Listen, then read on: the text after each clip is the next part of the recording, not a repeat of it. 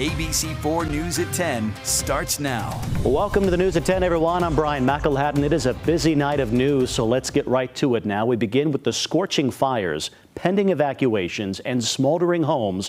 Wildfires are active across Utah tonight. And we begin with a fire watch for you. We're tracking the three biggest fires burning right now. That includes the Bridge Creek and France Canyon fires. But we begin with the Forsyth Fire burning in Washington County. Here's what you need to know. The Forsyth Fire is burning in the Pine Valley area of Washington County. So far, it's burned more than 7,000 acres there. Containment sits at 0% tonight. At least a dozen homes have been destroyed by that fire. Areas south of Central, like Vail and the Dameron Valley, are in yellow evacuation zones, meaning your bag should be packed and ready to go at a moment's notice. Let's take you to the scene of the Forsyth Fire tonight. Our team of journalists has been in Pine Valley since the fire broke out last week. They remain there tonight.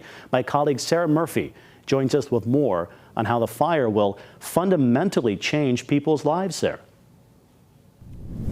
Good evening to you, Brian. With the Forsyth Fire continuing to spread and firefighters continuing to battle on, I wanted to focus on why this Forsyth Fire is such a big deal. Why is it getting so much attention? And that really comes down to the area it's hitting and the people it's affecting, Pine Valley. Many would say it is a historic town. It's been around, settled in the 1800s, has some strong pioneer ties. Now, I want you to imagine this. You live in the area for decades. You have property that's been in your family for years and years. And then all of a sudden, one day, you're told you have to up and leave, say goodbye, not knowing if you're going to see that home again. That is the people we're thinking of tonight. And tonight, we want to focus on them. Let me introduce you to a few of the Pine Valley residents. It should have burned. It should have burned. I don't know why it didn't. Lynn Peets calls it her miracle cabin in Pine Valley. It's the only home left standing in her neighborhood. Why do you think it was still standing? Grace of God. He had his hand over it. There's no other explanation than his love for us and to take care of us. That's the only way I can think of it anyway. Larry Gardner watched the Forsyth flames overtake homes after living in the valley 75 years. I guess the same emotion that some of those my good friends felt. 13 of them lost their homes. We worked all Thursday night to try and save them, thought we had. And then the wind came up the next morning, and they were gone in a few minutes. It was just really difficult. And what do you do when faced with evacuation? Brad Esposito says this. How is that, saying goodbye to your house? It's heartbreaking. It's heartbreaking. And you don't know what to take. You know, you want to grab your valuables, but what's valuable? What was valuable to you? My dog, my German Shepherd, and my life. So I didn't care. I left everything. When you came back, you saw it still standing. Wow, it's still. Why do you think it's still here? Because of prayers and God and these wonderful wildland firefighters that came and saved it. Reed MacArthur gets emotional thinking about his valley. It's very humbling when you're loading up your cars, trying to decide what to take. And you have family that are the only ones that matter. It's kind of hard. And firefighters like Mark Owens feel it too.